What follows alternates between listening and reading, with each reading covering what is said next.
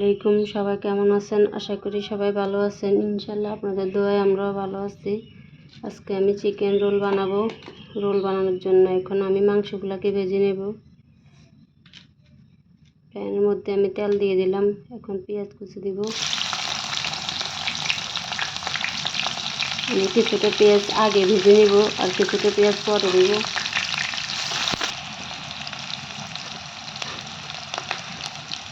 তো হচ্ছে রসুন বাটা, আদা বাটা, তেজপাতা, দারুচিনি, এলাচ এগুলো দিয়ে ভালো করে মশলাগুলোকে আমি ভেজে নেব।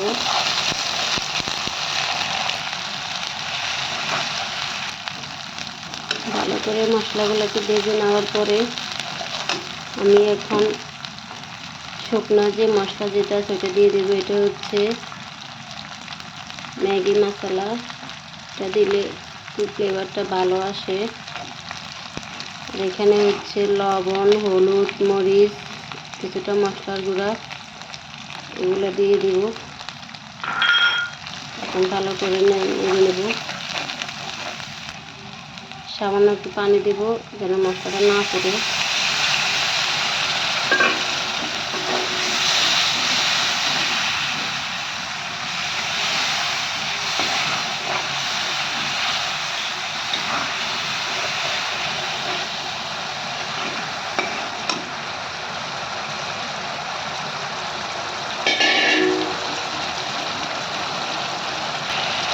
মশলাগুলো আমি ভালো করে কষিয়ে নিলাম। দেখেন মশলার উপরে তেল উঠে গেছে। এরপরে আমি মাংসগুলো দিয়ে দিব। এখানে মুরগির কলিজা এবং মাংস, এগুলোকে আমি ভালো করে মশলার সাথে মিলিয়ে নেব।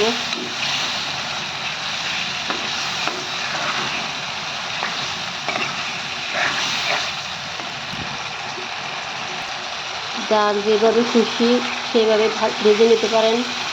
আমি যেভাবে বানাই, যেভাবে ভাজি করি, এইভাবে আপনার সাথে শেয়ার করলাম। আপনারা আপনাদের ইচ্ছে মতো মাংসটা ভেজে নিতে পারেন।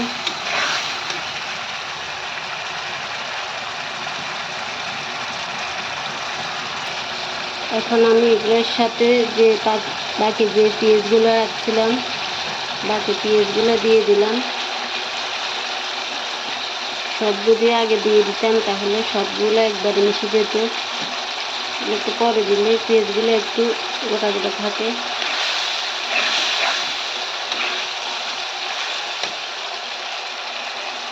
এখানে আমি একটুখানি সয়া সস দেব, আমার কাছে ভালো লাগে। এখানে হচ্ছে প্রাণ টমেটো সস একটু দিয়ে দিলাম।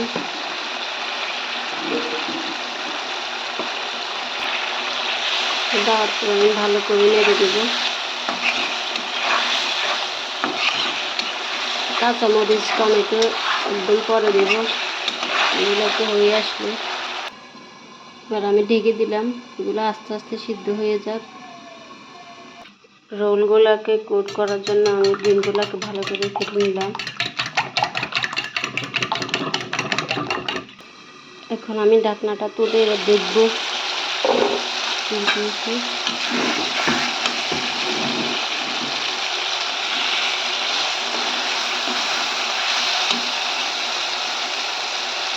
এখানে আমি এখন কাঁচামরিচ, টমেটোগুলো দিয়ে দিব।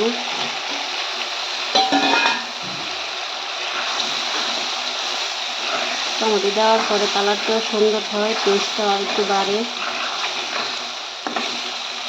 ভালো করে আমি এগুলো শুকনো শুকনো করে ভেজে নেব। মাংসগুলো আমার সুন্দর করে ভাজা হয়ে গেছে। এবার আমি নামিয়ে ফেলব। মাংস ভাজা কমপ্লিট। মাংসগুলো এমনি খেতে অনেক মজা হয়। যাদের মুখে রুচি থাকে না, কিছু খেতে পারেন না, তারা মাংসগুলোকে এমনি করেও বেশি খেতে পারেন, অনেক টেস্ট হয়।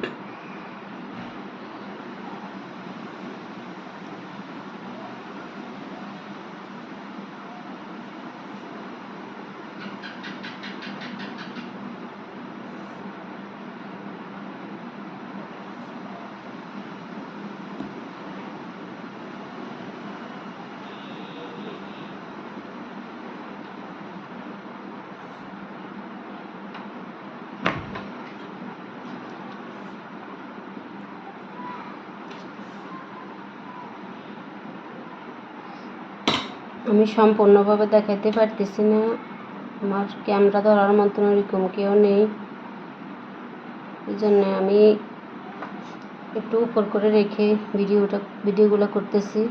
যদি আমার ভিডিওর মধ্যে কোনো কিছু ভুল হয়ে থাকে তাহলে আমাকে ক্ষমা করে দিবেন।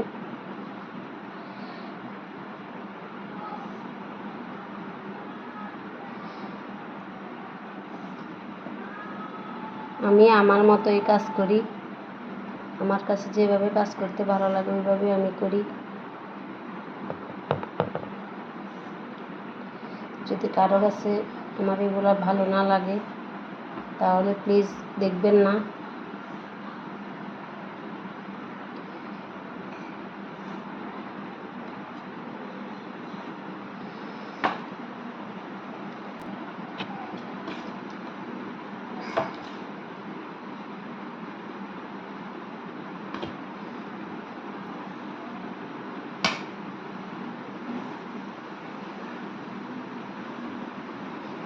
যার যেভাবে খুশি ওইভাবে করতে পারেন, সেটা সম্পূর্ণ আপনার ব্যক্তিগত ব্যাপার।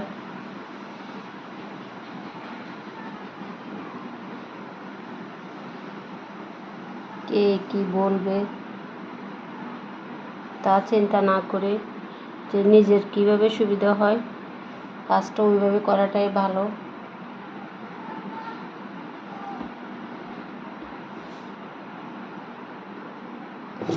আমি এখানে কয়েকটা রোল বানাই নিলাম।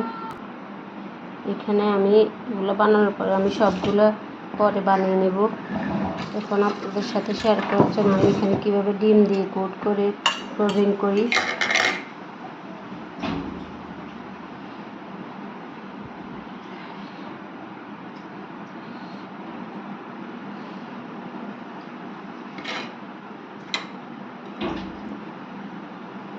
কারণ আমার হাতে ডিমের লাগিয়ে গেছে, ওই জন্য আমি চামচ দিয়ে করতেছি। এইভাবে করলে সুবিধাটা ভালো হয়, হাতের মধ্যে এগুলো লাগে না। এভাবে কোট করে রাখবেন, রেখে অনেক দিন ফ্রিজে রেখেও খেতে পারেন, যখন মন চায় তখন খেতে পারবেন।